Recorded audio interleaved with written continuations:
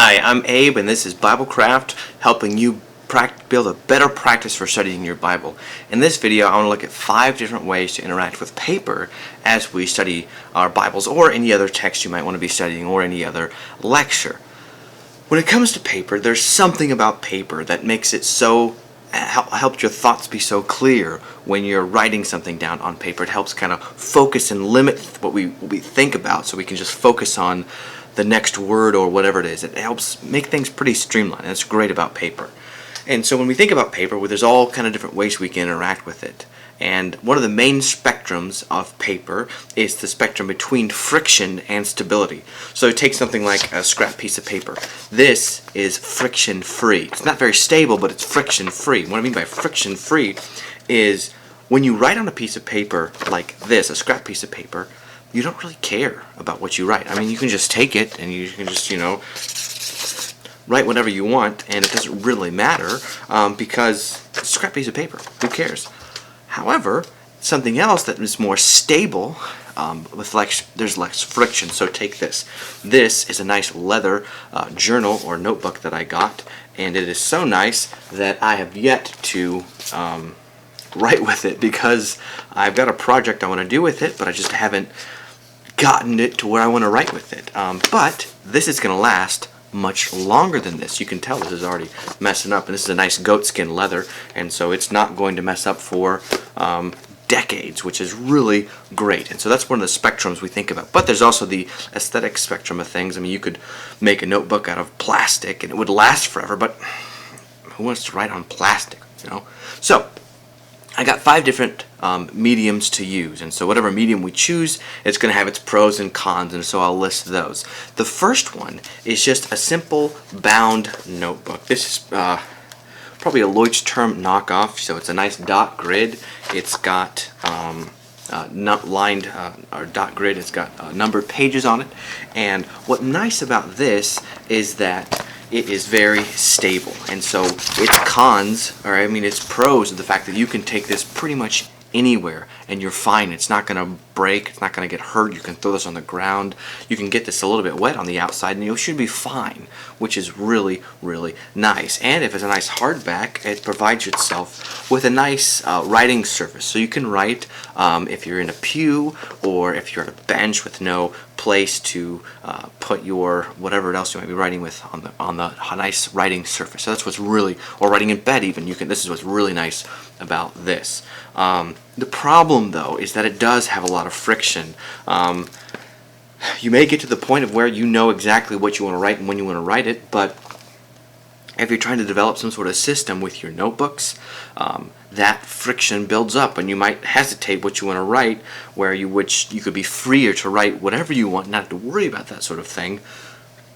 So that's a little bit of a drawback. Another drawback is because if it's not modular, if it's a lot of friction, means it's not very modular. In other words, you can't take a piece of paper out and it look okay. You can't take this page from this section and put it, all the way over here easily, unless you had some weird glue thing, but that takes forever, so no one's going to do that. So that's difficult. The second way of using paper is what's known as marginalia. So that's, you have a nice textbook or a Bible where you write in the margins. And so some marginalia, well actually this Bible's pretty new, and so there's not a whole lot of marginalia, but this Bible I specifically bought for the sake of marginalia, because look at those stinking margins. Those are some fat margins. This is about like 2.5 inches wide on the side and about like 1 inch or 2 inches or 1.5 inches on the top and bottom. So this is a nice Bible from church Bible or local church Bible publishers. I'll probably do a review on this because it's a great piece of, I just really like this Bible a lot. And it's King James, which becoming more, I like the King James more and more. Not that I'm King James only. I appreciate other versions. But I really, really like this one. So what's nice about marginalia is it allows you to be very lean. In other words, that you don't need to bring anything else besides your Bible to use it. You can just have your textbook or your Bible and a piece of and a pen, and you're good to go. So that's what's really nice about that. And the other fact too is that you're not having to.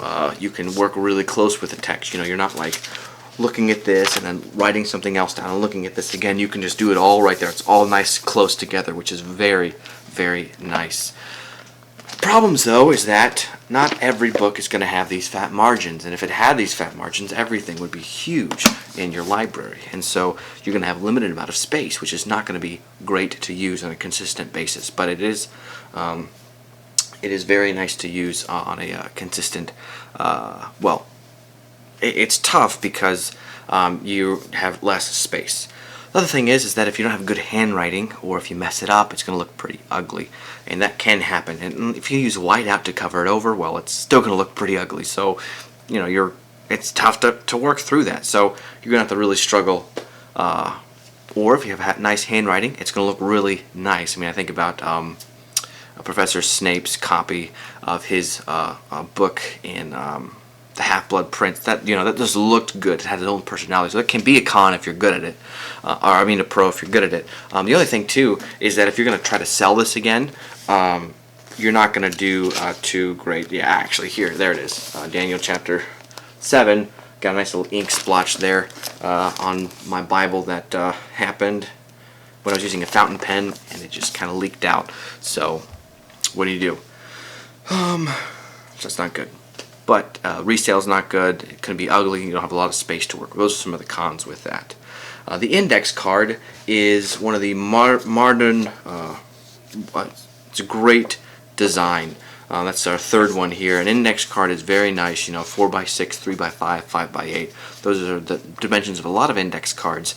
And what's great about these is that they're not bound, so you can order them and rearrange them, and they work really nicely as you're working through it. Also, they're very friction-free, so you can take just about any note, and you can just write whatever you want, and then you can just there it is, and it doesn't matter. You can take that, you can just toss it, and doesn't matter. So that is like the really, really nice thing about index cards, that you can write them, you can throw them, you can rearrange them, and you're good to go. So that's great. And the cons are the fact that you take this and you put this in a book bag for a while, and it's going to look really bad. It's going to crinkle, it's going to cut, the corners are going to get hit quite a bit, and now who wants to keep this around for a while? If it breaks, then you've got a problem. Or if it gets crumpled, you're going to have a big problem. So that's a problem. And I can't tell you how many times I've lost a piece of one of my index cards that I needed. So they're easy to lose because they're so modular. So that's difficult. That's a really pretty big con if you're prone to losing things. The fourth way of interacting with a text is a way that I sometimes use when I'm doing a lot of study. I just print the text off. This is Luke chapter 9, 28 through 36 on a 8 by 14, so a legal size paper. And it has the text here designed. I put this together in PowerPoint, so you have the verses all on the same, or a new verse on each line. You got a nice spacing in between, and then on the margin I put in some dot grid paper, or dot grid pattern. That way you can, I like dot grid a lot. But you see there I got all kinds of notes, and I actually make my own little footnotes when I'm doing that, and it really becomes like your own. It's very nice, it's very fun, because you don't have to do this with your Bible, and you can do whatever passages you want to.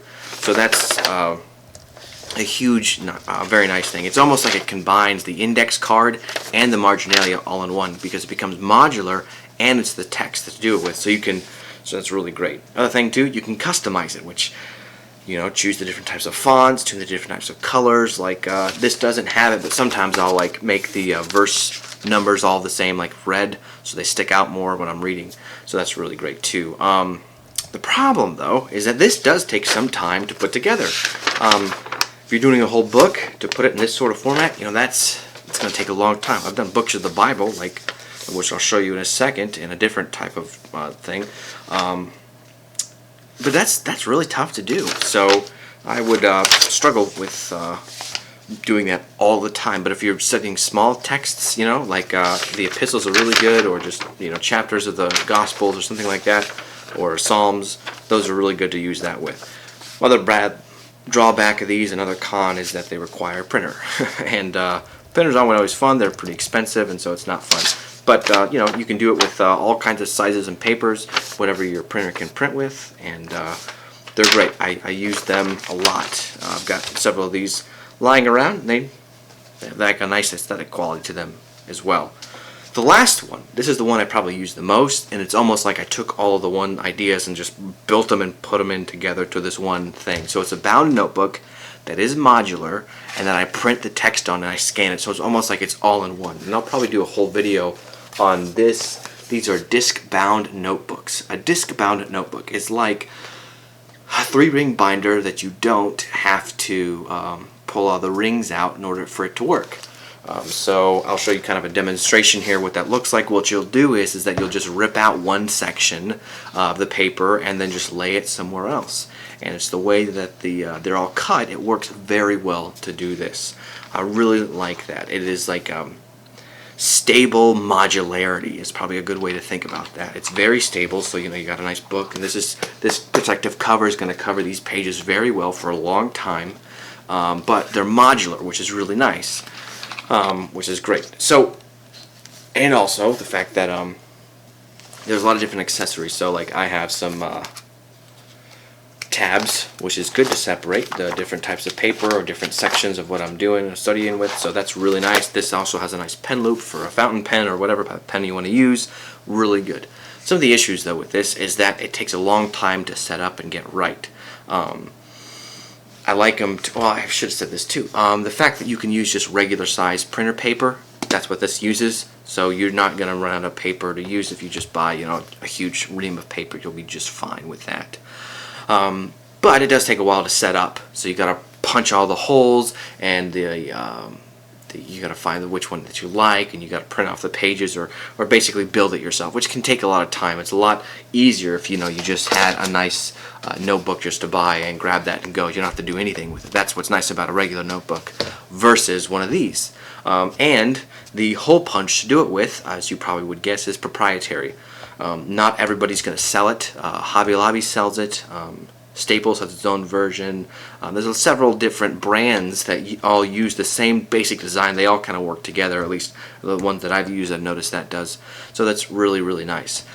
So those are the drawbacks. It takes a while to set up, and it does a lot of proprietary stuff. And that setup is its own sort of friction too. But if you're willing to put in the time beforehand, it all kind of works out. So what do I use most of the time? Well, most of the time what I'm going to be using is this disc-bound notebook. This is going to have everything. In fact, I have just loose pieces of paper in here that I kind of got to organize later on, but I use my disc-bound notebook a whole lot. Every once in a while though, like when I bought this leather notebook, you think, oh, you know, it would be nice if I just bought a bunch of these, and then when I'm done with them all, they'd all line up nicely on my shelf, and I'm like, oh, there's all my years of taking notes or whatever it is, you know, one for every year, that sort of thing. Or one for every, you know, huge topic. I don't know. Those ideas. So this, still, the disc-bound, one of the drawbacks also too is this doesn't have the same aesthetic as a nice leather-bound notebook. But you'll kind of figure out which one works for you, and so those are the ones that I use a lot. And thanks so much for watching this video. I appreciate it. If you haven't subscribed to this channel, Biblecraft, I'm producing videos to help people develop a better practice of studying their Bible. But this is going to apply to different texts, but my main focus is the Bible. And because this is what I study a lot, and I think that other people would. So this is one of the things that I like doing. I like learning how to do it better, as you can see all the different ways that I've tried to study it. So thanks so much for watching. I'll be producing a video about every week, maybe a couple of videos per week. So please sure to subscribe and stay tuned for other things. So thank you very much for watching.